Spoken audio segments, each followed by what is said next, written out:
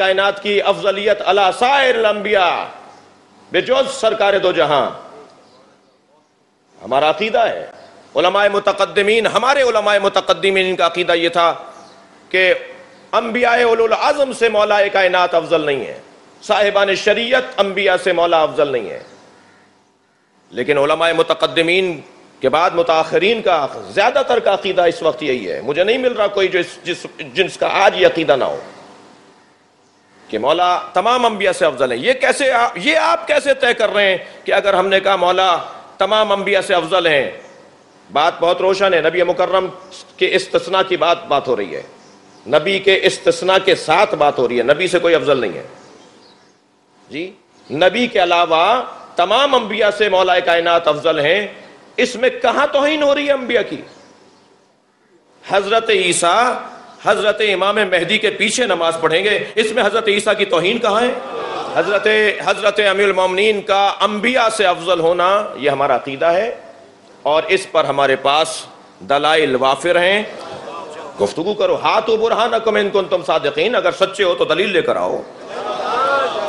ہندوستان میں یوم حسین ہو رہا، حضور خواجہ نظام الدین ثانی یوم حسین سے خطاب کرنے کے لیے آئے، کہنے لگے سنو میں سنی ہوں مگر تفضیلی سنی ہوں، اور تفضیلی سنی اسے کہتے ہیں جو بعد از نبی علی کی فضیلت کا قائل ہو، اور کہا سنو ترتیبیں دو طرح کی ہوتی ہیں، ایک ترتیب خلافت ہوتی ہے، ایک ترتیب فضیلت ہوتی ہے۔ علی ترتیب خلافت میں چوتھے ہیں مگر ترتیب فضیلت میں پہلے ہیں۔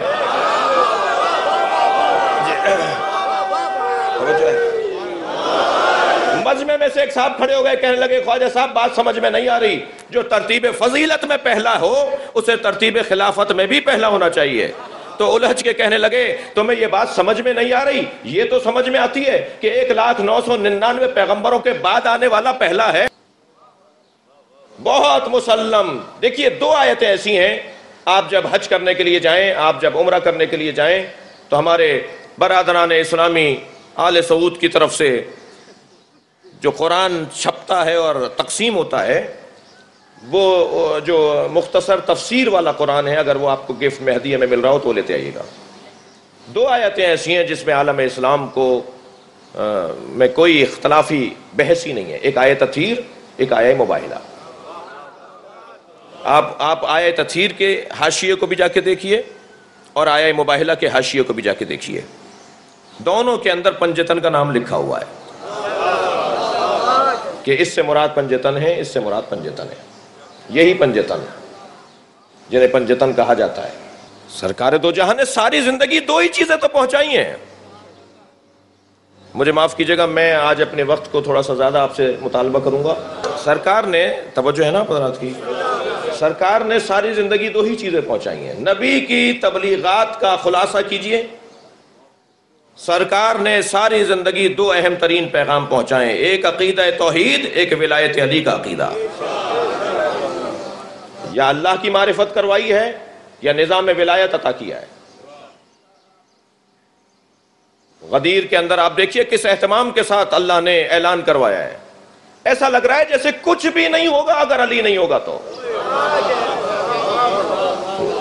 وَإِن لَمْ تَفْعَلْ فَمَا بَلَّغْتَ رِسَالَتَهُ، اگر آپ نے یہ پیغام نہیں پہنچایا تو کچھ نہیں پہنچایا۔ 23 برس کی زندگی ایک طرف اور ایک لمحے کا اعلان، من کنت مولا فہذا علی۔ ضیاء الدین مقبلی ایک بہت بڑا نام ہے ہمارے برادران اہل سنت کا، ان کے بارے میں لکھتے ہیں کہ انہوں نے غدیر کے بارے میں یہ کہا ہے کہ ان الغدیر جزء من الاسلام، غدیر اسلام کا ایسا جز ہے، من انکرہ کمن انکر الاسلام، جس نے غدیر کا انکار کر دیا گویا اس نے اسلام کا انکار کر دیا۔ توجہ کر لی؟ ہم ان صاحب سے مخاطب ہیں بھئی، جیسے ان کا یہ کلپ بنا ہے، ایسے جیسے ان کا سوشل میڈیا پہ ہزاروں لوگوں نے سن لیا، ایسا آپ کا بھی تو بن رہا ہے نا، اسے عام کیجئے، جواب دیجئے، جی پہنچائیے، آگے بڑھائیے۔ آپ نے من کنت مولا کے بعد والا فقرہ تو نقل کر دیا، من کنت مولا سے پہلے والا فقرہ بھی تو بتائیے۔ جس میں سرکار ارشاد فرما رہے ہیں الست اعلی من انفسکم، کیا میں تمہاری جانوں پہ تم سے زیادہ حق نہیں رکھتا؟ یہ کہہ کر ہی تو کہا ہے من کنت مولا فہذا علی المولا۔ اس خطبے کے اندر اگر وہ فقرہ ہے تو یہ فقرہ بھی تو ہے۔